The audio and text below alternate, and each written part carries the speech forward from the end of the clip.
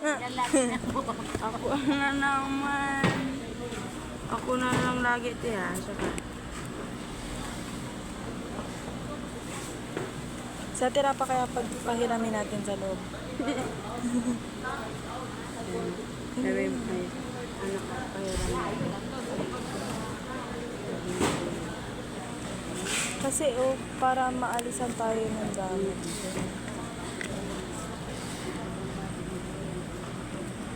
Pero ang dami kasi natin.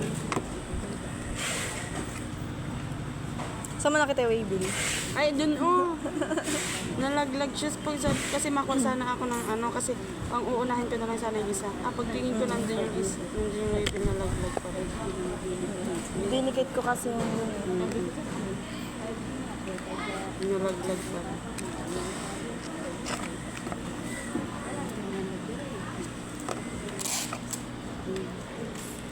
Ang sarap nito yan. Baliw ka, Joy. Narinig ka dito. Ay, ilan yan? Hindi naman alam kung sinong kuya.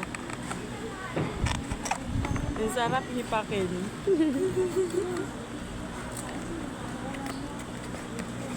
Evan pala yun.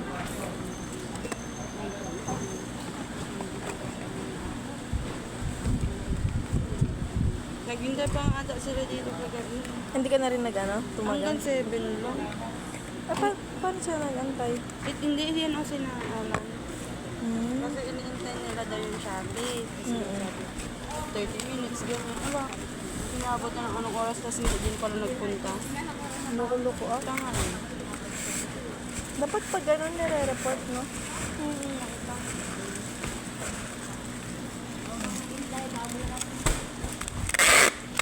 Nagpakuha ka pa ng tape? Hindi mo gagamit yung tape natin?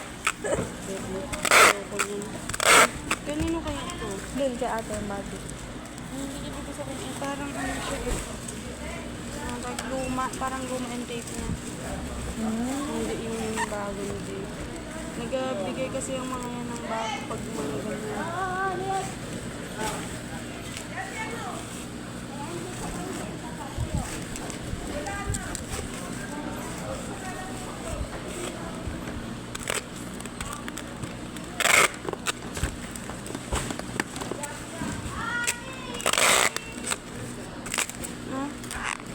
Ang sama ng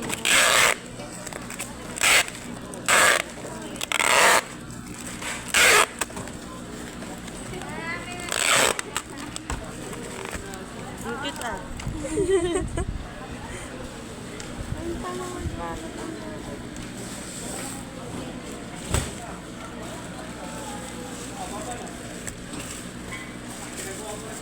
siting na basta.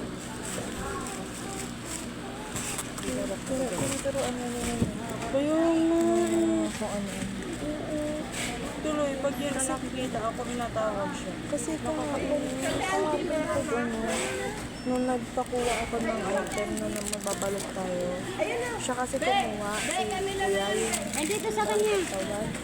Meron pa naman siya isa. Sabi niya, bigla niya ako sinabihan na, kunin ko, tas daling ko sa'yo. Daling ko na lang sa'yo sa bahay niya. Nagaling niya ako. Kasi ko, natututo na siya nung ano.